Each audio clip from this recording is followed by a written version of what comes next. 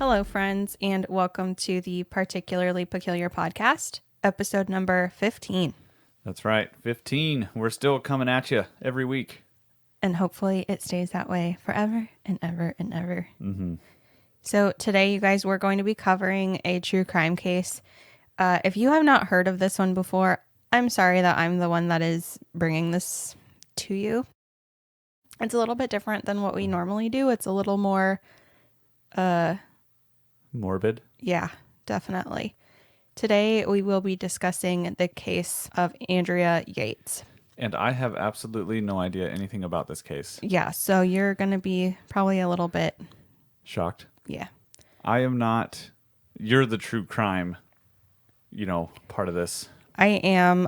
My fascination with true crime has probably been around forever. I mean, I remember when I was pretty young watching Forensic Files with my mom, late nights sitting on the floor in the recliner with her watching Forensic Files. Yeah. So, I mean, it's something I've been interested in for a very long time. There's that big whatever on TikTok of girls being interested in serial killers. And I think it's just our generation because we probably all had the same situations of watching true crime with our mom, maybe. I don't know. Right. Yeah, I'm not sure. But yeah, me personally, I've never really been into true crime. I guess the closest I've gotten to is watching Law and Order, but that's... Until we met. Right. Because then every Sunday we watched the Snapped Marathon. Right. Do you remember that? Yeah. Those are all about husband, wife, aren't Sometimes it's usually about husband and wives, but sometimes it could be just whatever they snapped in a certain situation, oh, right. Yeah. And which I'm not...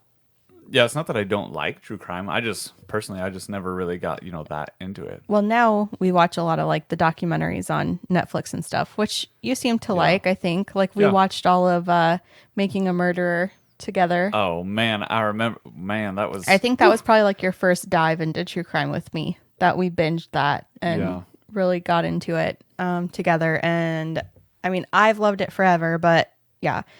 And saying I love it is kind of a difficult thing because I don't love what's happening. Obviously, I don't love these cases. I don't love hearing about people losing their lives, especially innocently like they did in this story. And we don't say that in a way that, I don't know how to describe it. It's just I think, especially for me being involved in psychology and things like that, is we just want to understand people's minds, their brains, and why people would even commit such a crime. And what's cool is that the people listening to this podcast understand, generally, I'm sure, understand exactly where you're coming from and, understand your fascination with it. And that's why we decided to do this podcast. Yeah. So.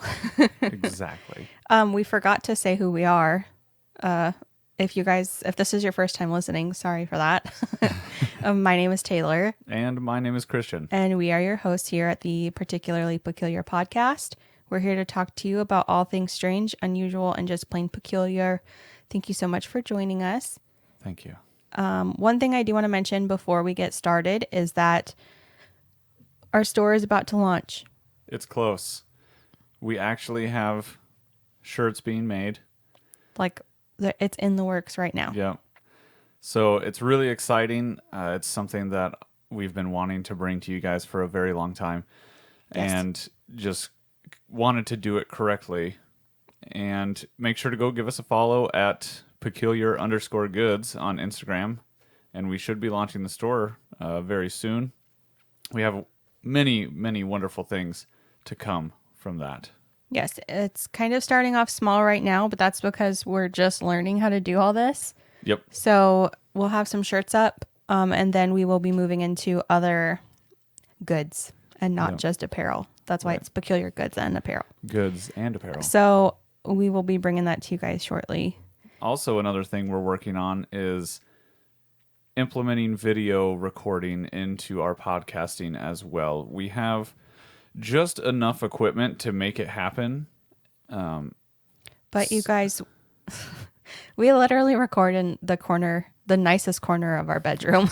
That nice corner. Yeah, we actually made it a corner for like us to sit and relax in. I have all my books up, and we have some some crystals and rocks, and we have, some decorations and stuff, and we painted our wall this nice. It's sweat and jalapeno or something. Yeah, Pop and jalapeno. Pop and jalapeno green. And it's really pretty, but this was just originally a space for us to sit, relax, and look at how pretty it is, because it's really nice. And Christian and our good friend Jacob really finished it up for me with the shelves and everything. That's all it was for originally, and then it ended up being our podcast studio. So we've been wanting to bring video to you guys, but we have to really figure out our situation of like room. Well, and time. And time, because that is also another setting up something else to do, recording, editing, recording. And then we also have to make sure that our kids are busy enough that they don't want to come in and like, be in and out of the frame and things like that. So it's been a lot, but we are in the works of getting that started and bringing that to you guys, because that's been one of the bigger things that I think we've heard, is that a lot of people would enjoy a video version, yes. Which I'm like, ew, why do you guys want to see me? But that's okay. So today we are going to kind of skip over our little peculiar news bit that we usually do, considering that the case that we're talking about today is a little more tragic.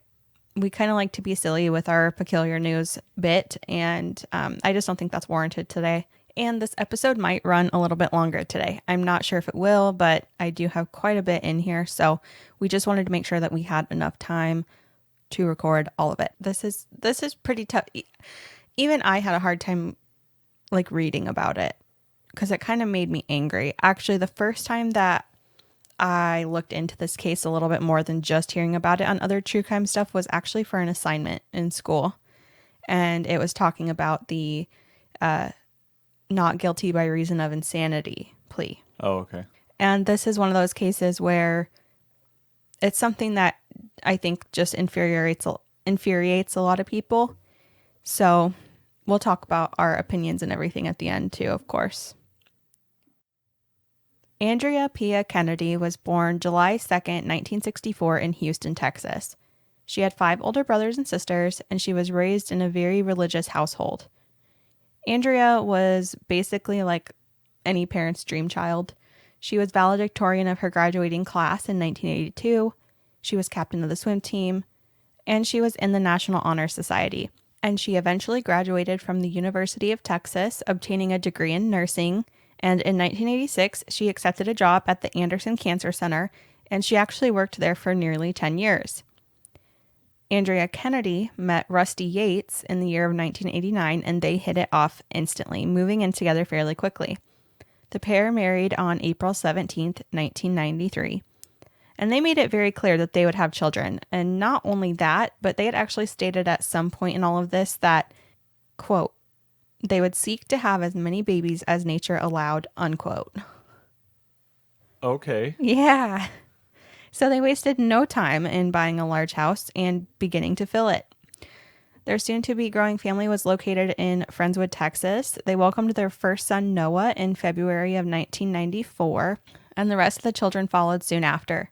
At some point, they did end up back in Houston. I'm not sure why this happened, but they ended up living in a motorhome around that time. By the time Andrea had had their 4th son, Luke, it was clear she was suffering from depression. In sometime of June 1999, Rusty had said he came home to find Andrea shaking and chewing at her fingers.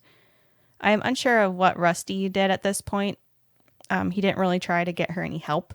But the next day, Andrea had actually tried to take her life by overdosing on pills. She was taken to the hospital and admitted. They prescribed her antidepressants, but unfortunately they just did not seem to work. And I wonder if maybe this might have caused more issues for her. I'm not really sure, but it's something I just have thought about throughout the research of this story. At one point, she was even begging Rusty to let her die while she held a knife to her throat. When this happened again, she was taken and admitted. This time they gave her Haldol, which is actually an antipsychotic. And she did great with this medication. She was immediately prescribed this to continue on, and she seemed to be doing well. After this, they decided a permanent residence was needed, so they ended up moving into a small house and settled there while Andrea recovered and seemed to even begin to thrive. Unfortunately, just the next month, July of 1999, Andrea ended up having a nervous breakdown.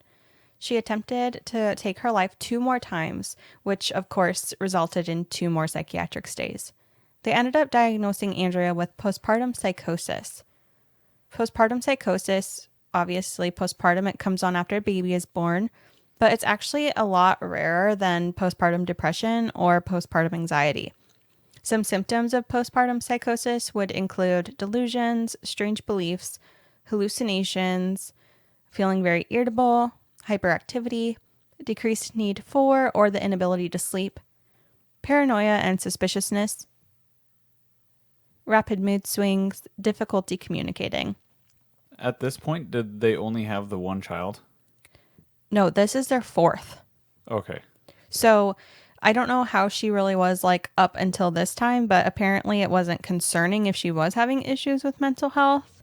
So she didn't show any of these signs until after the 4th kid? I believe I read somewhere that she did like seem to have more of that postpartum depression after her babies were born, but nothing this severe. Like nothing to the point of here with her 4th baby, she's diagnosed with postpartum psychosis. Okay. So of the women who end up with postpartum psychosis, there is actually only about a 5% suicide rate, which again, Andrea had already tried to take her life 4 times, I think, at this point, and a 4% infanticide rate, which is killing your infant. According to postpartum.net, the delusions or hallucinations will feel very real, and surprisingly, they're often religious, which is interesting. Strange. They were a very religious family. Again, Andrea was raised in a religious household, and around this time that she was really suffering from postpartum psychosis, she was actually attending sermons that were considered to be pretty extreme. Interesting. So I could have read more into that a little bit. I kind of glossed over it, you guys. I'm sorry. We might have to go into a more of a deep dive on that one. But they think that this could have contributed to some of her psychosis. Now, it's important to remember that postpartum psychosis is temporary and totally treatable. We go on to find afterward that she was schizophrenic as well. So they didn't realize it yet. You know, of course, looking back, it's kind of obvious, I think. At this point, Andrea's psychiatrist, Dr. Eileen Starbranch, tried to inform the couple that having more children would, quote, guarantee future psychotic depression, unquote. But this didn't stop them, and they actually ended up finding out they were pregnant with their 5th child not even 2 months after her latest psychiatric discharge.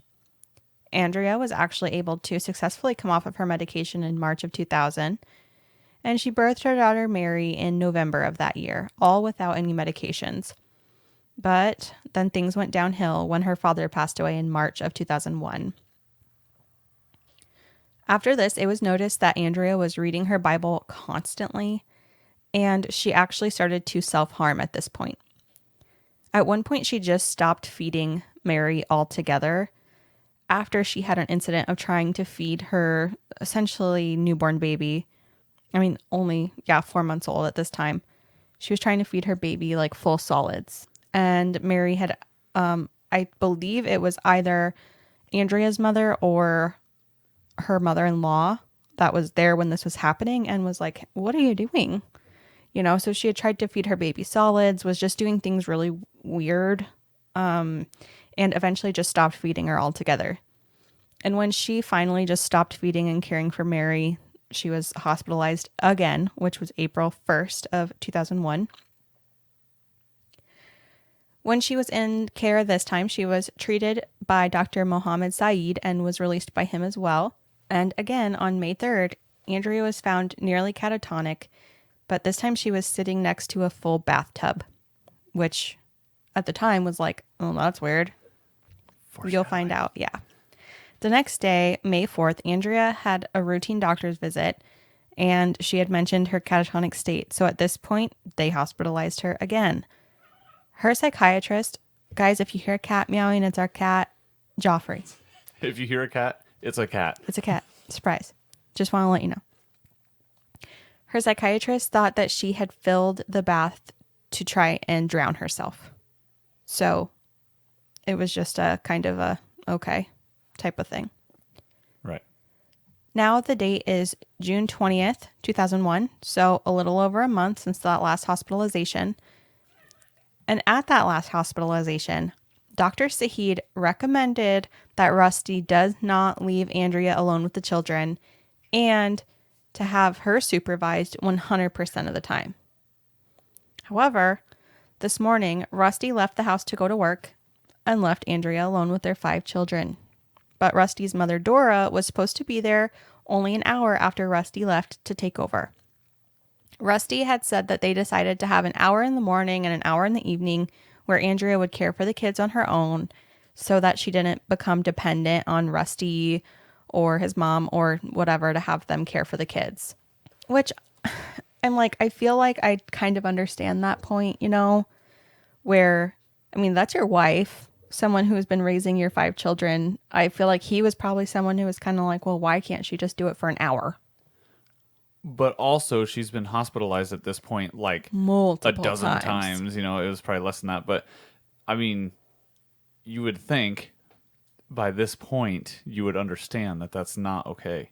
Yeah, but also, if this doctor is like, hey, she can't be left alone at all or care for her 5 children alone by herself, and you need to have someone with her 100% of the time, it's like, do you really think she should have even been living with 5 children? No. I don't think so either. But hard to say, you know, we weren't there. Also, it was the 90s or early 2000s, and honestly, things were so much different 20 years ago. Also, a lot of people tend to say, oh, you know, yeah, I would never do that in that situation. But you're not in that situation. You weren't there. You don't know the whole context of what was happening, you know, and it's...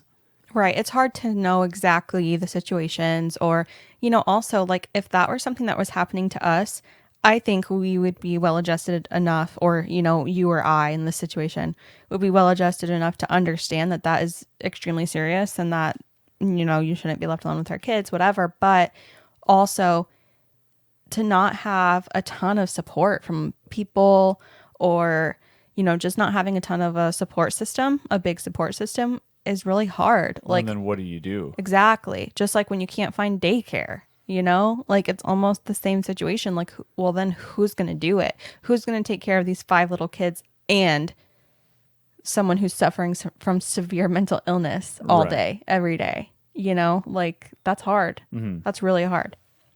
Unfortunately, that decision of just leaving her alone for 1 hour will probably haunt Rusty for the rest of his life. Tragically, in that hour, Andrea drowned all 5 of her young children. She drowned the 3 youngest boys first. After drowning them, she laid them in her bed. She then went on to drown Mary, the youngest, whom she left to float in the bathtub. Her oldest son, Noah, came in and saw his sister floating and, of course, was worried and started asking his mom what was wrong with Mary. He then tried to run away from her. However, Andrea caught Noah and proceeded to drown him as well. She left him floating in the bathtub, but ensured he was facing up and laid Mary on top of him in his arms. She then called the police and then called Rusty. When Rusty answered the phone, all he heard from Andrea was, "It's time." Jeez. Ugh. And could you imagine getting that phone call and, like, he must have heard something different in her voice too. You know what I mean? Yeah. Like, I can't imagine it was just like normal. Right. Just feeling like what I imagine is like, you know, your heart sinks in like cold sweats. Yeah. Like, oh my God, what is happening? When your whole body and psyche goes into just panic mode. Yeah. Like, oh my God, I just couldn't even imagine. Andrea did confess to killing her children. She informed Dr. Michael Wellner that she waited for Rusty to leave that morning, and then she immediately filled the tub. She knew that he would know something was up and obviously would have tried to stop her. It was also noted by police that the family dog was locked up when they arrived, but the dog was usually allowed to roam the house freely and was not in his kennel that morning when Rusty left for work. So it is thought the dog would have protected the children, and that is why Andrea put him away. Andrea's plea was innocent by reason of insanity when this went to court. Although there was no doubt that Andrea had severe mental health issues, in the state of Texas, the defendant must prove that they could not discern between right and wrong at the time of the crime. In March 2002, a jury actually rejected the insanity defense and found her guilty. The prosecution sought the death penalty in Andrea's case, but the jury did refuse that option. She was ultimately sentenced to life in prison with eligibility for parole after 40 years. On January 6, 2005, the conviction was reversed because a prosecution witness, psychiatrist Dr. Park Dietz, admitted he had given false testimony during the trial. So listen to this. Dr. Dietz had testified that shortly before the killings, there was an episode of Law and Order that featured a woman drowning her children and being acquitted by reason of insanity. So he was basically trying to say that Andrea saw this and was like, that's my way out. Literally, a writer from Law and Order was covering the Yates trial for Oprah magazine and immediately reported no episode with such content existed. So he literally just pulled this out of nowhere. Weird. Yeah. So, of course, the jury may have been influenced by that bit of information. So Andrea was granted a retrial. On January 9th, 2006, Andrea once again entered the plea, not guilty by reason of insanity. And on February 1st, she was actually released on bail to remain at home while the trial went on. But she was only released on the condition that she would be admitted to a psychiatric hospital while they were awaiting deliberation and sentencing. Finally, on the 26th of July, a verdict was reached. The jury deliberated for 3 days before declaring that Yates was not guilty by reason of insanity. She was committed to a mental hospital and the following year was moved to one that was lower security. I'm unsure if either of those were the one that she was in while she was going through trial. So right. I'm not sure. I think it's obvious, like I said earlier, that Andrea suffered terribly from her mental illnesses. But legally, was she truly insane? Lawfully, was she truly insane? In the case of the law, like they said, she would not know or be able to comprehend the difference between right and wrong. But if that were the case, why would she have waited for Rusty to leave that morning? True. Does that mean she knew that it was wrong, or she thought just that he would stop her? Like, she could have still thought this is the right thing to do, but they are misinformed, so they would think, that it's wrong, but it's actually the right thing to do. Right, which could make sense. So she actually had mentioned before that she was worried and was worried about hurting her kids. She had threatened this before. And she even told her psychiatrist in jail that she had actually thought about it on and off for years. The reason she wanted to kill her kids, she said, was that her children did not think she was a good mom and that her sons were, quote unquote, developing improperly. So this is a direct quote from Andrea here. It was the seventh deadly sin. My children were not righteous. They stumbled because I was evil. The way I was raising them, they could never be saved. They were doomed to perish in the fires of hell. Oh. Yeah. Okay. I don't know what that even means. So then you send them to that sooner? Or were they still good at this point? Right. She must have thought that if she did it now, they would have a better chance of being saved. And that must be. And not go to hell. But she also mentioned that Satan influenced her children and made them more disobedient. No, they were just kids, girl. Yeah, that's how kids are. That's what they do. They're little devils, that's for sure. So I don't know. To me, it's like some of it makes me think, well, that's premeditated. But it's also like like we said, maybe she thought it was the right thing to do.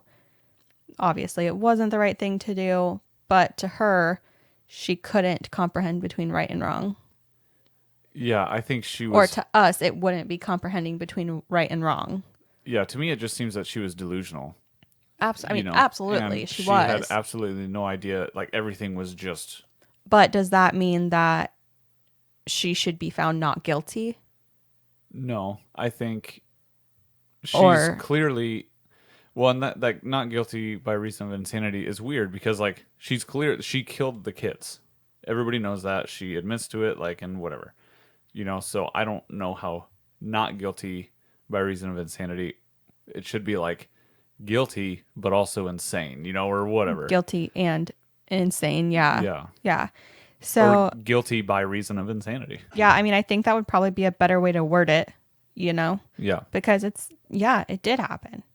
And she even admitted it. And what happened to all the people that kept releasing her from the hospital when she Seriously, kept talking about that's what I'm wondering. Children? Like, what the hell? Like, keep her in there longer. It's like it was a month. She was there for a couple of days and then was out, and then another month. Like, I ended up in the hospital longer than that when I was a freaking depressed 13-year-old. Yeah. Like, not threatening to kill my kids. Yeah, it's just crazy that she was in and out. And multiple different doctors. So it's not like they can place all the blame on one person. But I wonder how she ended up going from that Eileen Starbranch to that Dr. Saeed, because she was like, definitely don't have more kids. So I wonder if they were like, screw this lady, she's not on board with our plan. Like, I don't know. Right. I don't know. Because I think if she would have stuck with her, she probably would have been like, yeah, no, you can't go back home. Right. It's also like difficult because there's premeditation. It wasn't heat of the moment or whatever, but clearly she ended up being diagnosed with schizophrenia. She had postpartum psychosis on top of it. Like, yeah, I mean, it's rough. Yeah, it's a horrible situation. Yeah. And horrible outcome. Absolutely. So the reason that I decided to cover this case this week is actually because I saw an update from People magazine. So Andrea is now 57 and she is still residing in a psychiatric facility. And the update I saw stated that Andrea is actually waiving her right to be reviewed for parole. And she has done this every time she comes up for that, or release, I guess. I don't really know what they call it. Right. In that situation. She decides to continue her treatment. Her defense attorney states simply that she's happy there. She is where she wants to be and where she needs to be. He also made a good point, asking the reporters, well, where would she go and what would she do? Exactly. I mean, yeah, if she was let out, I still think even 20 years later, she would probably be eaten alive. Yeah. Her defense attorney made the statement that Andrea, quote, grieves for her children every day, unquote. That makes me feel a little sick. Yeah. Like, I couldn't imagine being so out of your mind that you do this only to realize later that you did that. Right. Like, I don't know how it was for her. I don't know if she knew all along she was doing that, or does she still think that what she did was the right thing, but she misses them? Like, what does that mean? I almost want to like write her. Yeah. And ask her. Mostly purely from a psychological standpoint to be like, what do you think now? Yeah. Like, really, I just want to know. Like, yeah, because there's a few ways it could go. Yeah. That, yeah, she's still glad that she did it because she saved them, Right. but misses them. Right. But also, it could be that she's, over time, realized maybe it wasn't the right thing to do. Right. She still even likes to watch home videos of her children while she's in treatment. So another thing that makes me feel kind of like icky about this case is that while she's in treatment, she spends her time making aprons, cards, and gifts. She anonymously sells them, and the money that she makes goes to the Yates Children Memorial Fund, which was actually founded by her defense attorney, George Parnham, and his wife, Mary, which, I mean, that's great. They're very dedicated to improving women's mental health and obviously, and especially postpartum mental health, which I agree needs as much help as it can get. But like, who are you, lady? Like to do that? I mean, it's something she can do though. I mean, like, not that she could ever, Right, but for pay what? back. Like, to me, it's like, what? Are you trying to make sure that you still get into heaven?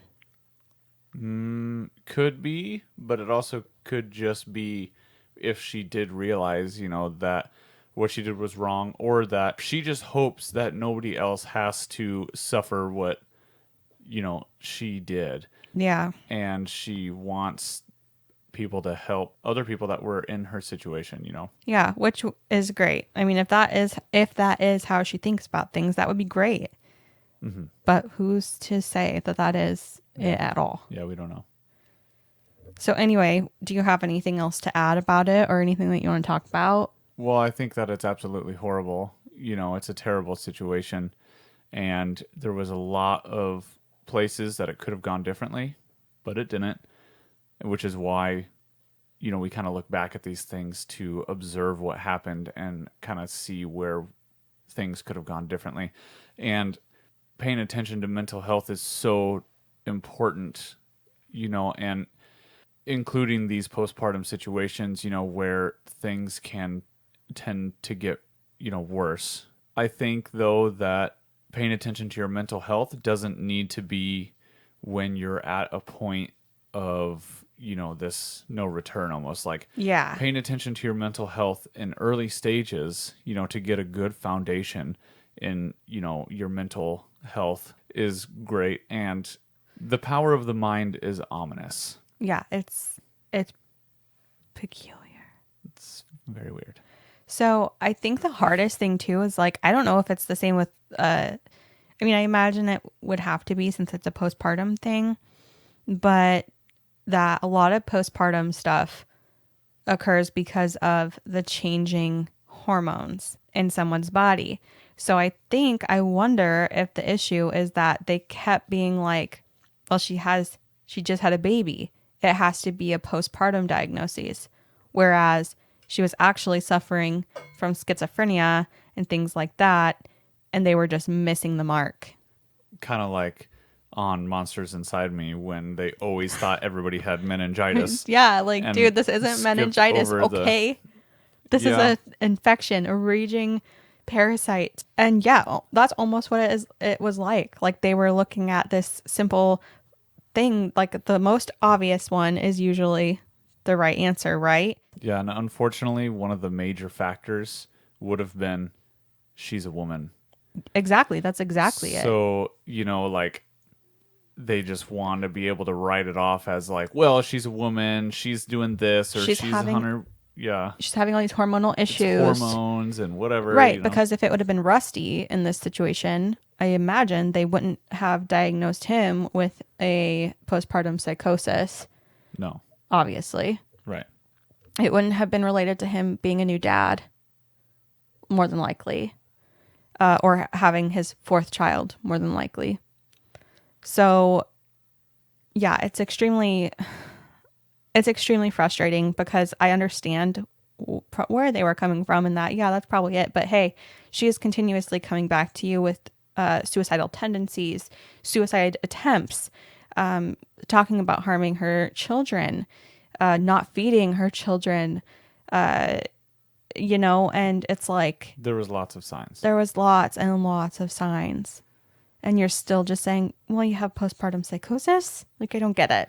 Which, once again, it's easy to look back on the situation with all of the information all at once and say, this is, crazy. But to go all the way back, and these things were slowly happening over time, it wasn't like, they didn't have all the facts immediately. So it's like they probably had, the first time it wasn't that big of a deal. It was some things that was just like postpartum. So then they just stuck with that because that's just what they thought it was, obviously looking back with all of the information in one package is like, oh, well, clearly that's right. I guess also the thing is back then, if she did go to multiple different providers or multiple different hospitals, sometimes it's not as easy to just have the notes mailed over because sometimes people didn't follow up that way, or things got lost or things got missed or whatever. And I think it's pretty great now with like electronic records and things like that, that pretty much everything can be fairly integrated, especially around here. I don't know if it's the same like in other places, but around here, most all of our Iowa hospitals are connected through the same intranet programming. System, yeah. So software, I don't know, but you can electronically receive the records from another hospital here. So that is something that's super great for following up for if someone has to go to, say, the ER in a different town or even a different state, and they can see that they have these issues and what they were prescribed and things like that. So I think that's a big help. I also think, just like you were saying earlier, Christian, that we need to have more of a focus on where our mental health is at a state of like stability, like a homeostasis of our mental wellness, essentially. There's preventative care in most every other aspect of the human body besides mental health. And it's like, it's almost thought that you shouldn't seek mental health treatment unless you're like, having an issue, a serious issue. Well, and it's silly because they act like preventative wellness or preventative healthcare for mental health we should be doing on our own at home, like self-care things. And as a mom of 2 young boys who works and who does this and who goes to school, and just like you are, as someone who has 2 young boys, you work all the time. You have to sleep when you're here. We have to take care of a house. Who the hell has time to implement self-care every single day and make sure that they are mentally well? Yeah, it's easy to put it off, here and there, which turns into a very long streak of putting it off. 100%. And then you are likely going to end up in somewhat of crisis mode because you're like, what the hell? I don't have a minute for myself. I need a breather. I need help. And then it's an emergency, just like it was for Andrea. And it's like, hopefully for a lot of us, it isn't to that extent, but I think we all can relate to that feeling of being like, oh shit, I'm going downhill. Right. And it's so silly that we don't have those preventative wellness checks just for ourselves. Like just to go in and talk to someone and be like, well, how are you doing? Are you having any concerns? Like you don't have to go in and, end up, like visiting a shrink all the time. Like people like to, make it a stigmatic thing, and it's just not. It's just not. One thing that we can all do in lieu of, say, regulatory items to, help counteract a lot of this is reach out to people. Reach out to your friends and family. Don't try to investigate them, but see how people are doing, and just check up. And you want that to be done for yourself. Well, if enough people start doing it and you make it a normal thing, just check up on people, Absolutely. And I think like one thing that Christian has really started doing is like he talks on the phone with one of his good friends like almost every day now. And this wasn't something that he did very often before, but it has helped him a lot, just feeling better in general. Like after they talk, he's just in a better mood. Yep. So I think a big thing is like, even if you're not reaching out to be like, hey, how are you? Are you okay? If that seems like something that is maybe not like your thing or whatever it may be, like at the very least, you could set up something with a friend where you just call them just to, talk every day, even if it's about nothing, even if it's just to say, hi, my day was crap. Or, even if it was to say, hey, my day was great. Like just to have someone in your life that preferably, I would say, outside of like your home base. Because the people that you're here with every single day are probably going to be sharing a lot of the same stressors and whatever as you are. It's nice to have that person that you can reach out to outside of that and really just let it out, or let them give it to you, let that friendship in, make you feel good. And just that is good. Just that is nice. You know what I think needs to be normalized is exchanging good conversations. Yeah. There's too many people who are quote unquote friends with people, and all they do is dump negative on each other. All they do is, oh, I just needed to rant, or oh, whatever. Can I vent? can I vent? Like, and people only reach out to other people when they need to dump it onto somebody else. It's like, let's normalize having great conversations with people.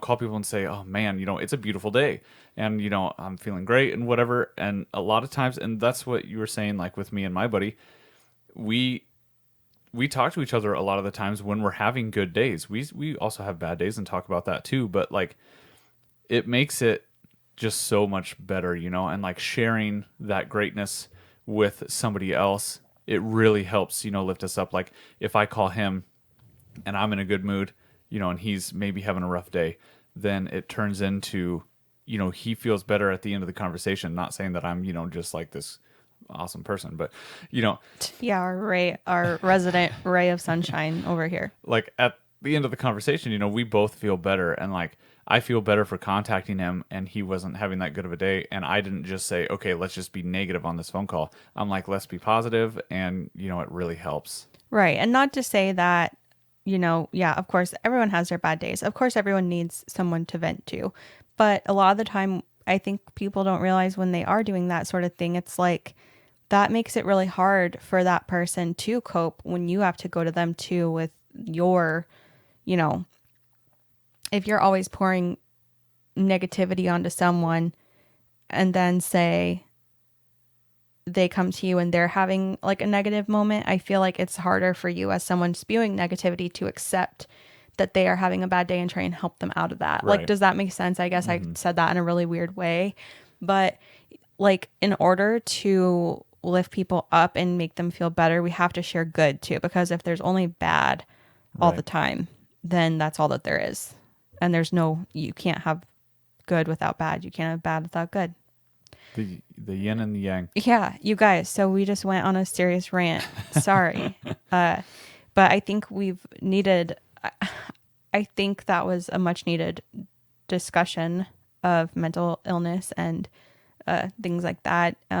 These cases are always really hard to, research and look into. Like, I know the last true crime that we did was Conrad Roy, and that one's really hard too. It's both sides of, is this right or wrong? What was the thought behind it?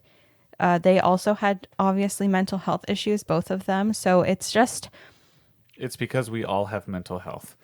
Absolutely. We all have mental health, and everyone has times that it goes downhill, just like any other health. So it's just, we really got to work to bring awareness to this. We've been doing great so far, I think. Yep. And but it can go a lot further than it has. And yeah, so I'm pretty interested to hear what you guys have to say about this case, what you think about Andrea being found not guilty by reason of insanity. How do we think she should be sentenced, considering that she admitted to killing her children, that she was aware that she did it? What was her thoughts behind it? Things like that. So that is all that we have for you today, friends. Please rate, review, subscribe, download, comment, all the good stuff. Yep.